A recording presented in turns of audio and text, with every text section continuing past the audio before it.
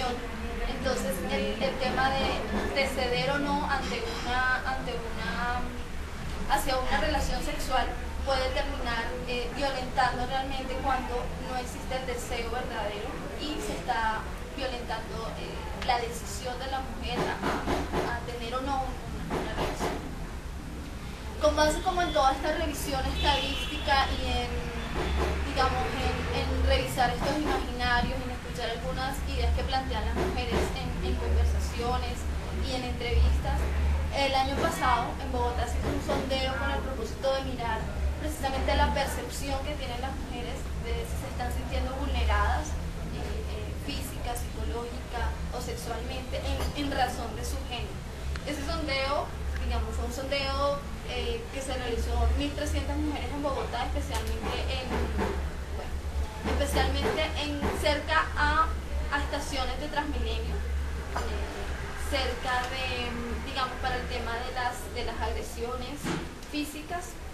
Entonces, lo que dijeron las mujeres en Bogotá, se han sentido violentadas en el 69% de los casos, pero el 70%, el 80% de las mujeres la tolera o no la denuncia, pero los porcentajes más altos en los que ellas reportaron sentirse violentadas es con miradas, con roces, con tocamientos, con lenguaje obsceno, ¿sí?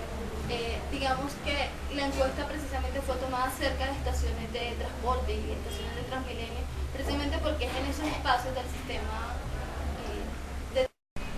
por ejemplo, con palabras, con gestos, con palabras obscenas, con gestos, con miradas. Sin embargo, esta es una violencia que es tolerada, que no es denunciada y por lo tanto sigue invisible y no tenemos, este sondeo no da cuenta, pero en los reportes oficiales de entidades de seguridad o para hacer seguimiento no existe un reporte. Entonces aquí es importante empezar como a trabajar en el tema de la denuncia para que pongamos en conocimiento esto y tengamos finalmente sanción a estos comportamientos y dejen de verse como naturales, como normales en las relaciones entre hombres y mujeres. Y bueno, eso era básicamente lo que quería mostrarles.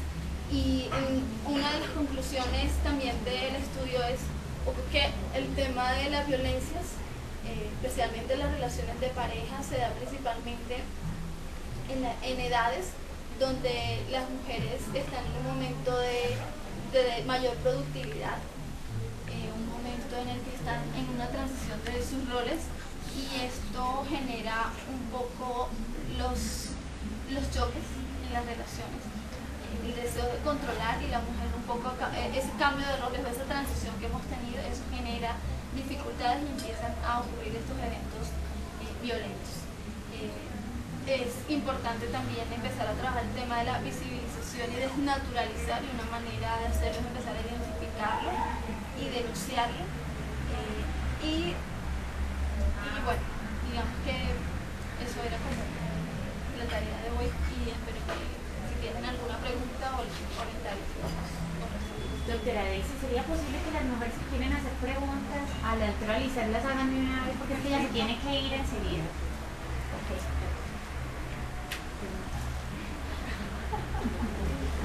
Pero yo tengo, o sea, este conversatorio habla especialmente sobre la violencia basada en género, ¿sí?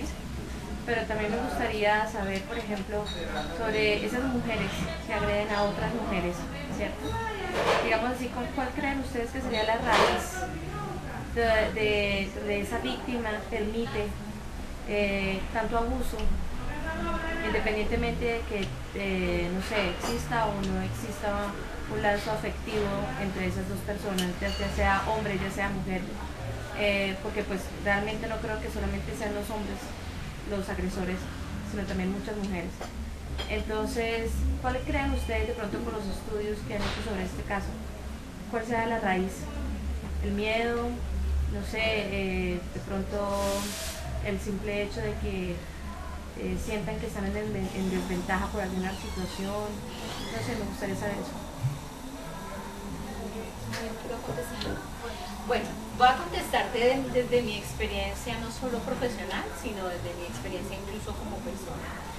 yo no sé si de pronto ustedes han escuchado hablar del ciclo de violencia, ¿cierto? Entonces, digamos, hay una cosa muy perversa y es que la humanidad, hombres y mujeres, nos relacionamos de manera vertical y eso se ha legitimado, ¿cierto? O sea, se reconoce siempre como al que tiene el poder, por no caer de pronto en una discusión de lo político, pero sí el señor presidente, ¿por qué ha tenido tanto eso? ¿Cierto? Él hace uso de algo que reconocemos en nuestra construcción política, cultural y emocional, y es que nos relacionamos de manera vertical. Siempre tenemos una construcción judeocristiana, política, cultural, que nos hace ver siempre que necesitamos un protector, ¿cierto? Y ese protector se cree pues que tiene a su servicio a quien protege, ¿cierto? Hay una manera de relacionarnos de manera vertical que se legitima en todos los espacios.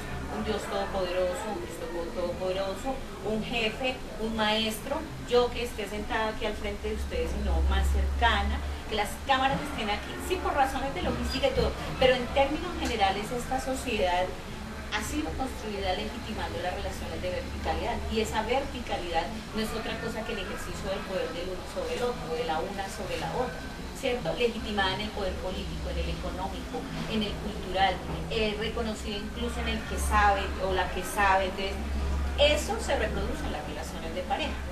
Esa es una de las teorías, bueno, que me aventuro, una de mis tesis, digamos, que me aventuro a contarle de lo que he podido ver en mi ejercicio y en mi vida personal.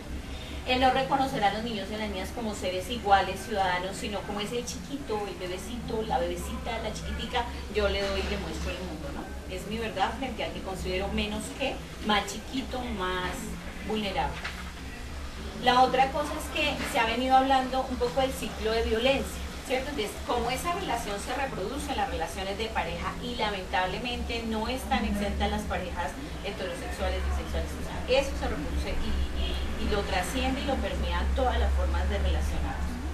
La otra es que quien ejerce ese poder o ese control sobre la otra o el otro o sobre su pareja, a medida que el otro se siente presionado, por lo que conversaban un poco mis dos antecesoras, es que como hay unos estereotipos y un modelo a seguir, ¿cierto? Entonces, sobre la espalda de la mujer o en la relación recae todo ese peso cultural. Entonces, yo si pertenezco a un grupo de mujeres intelectuales, pues estoy haciendo una construcción de relación distinta, entonces empiezo a ceder, y hay una fase en el ciclo de violencia que se llama la tensión.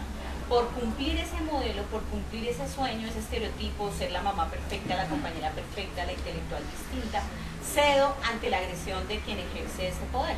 Entonces, en esa etapa de tensión no manifiesto lo que digo, además esta sociedad legitima al quien se calla, al que se porta de esta manera, de esta u otra manera, ¿cierto?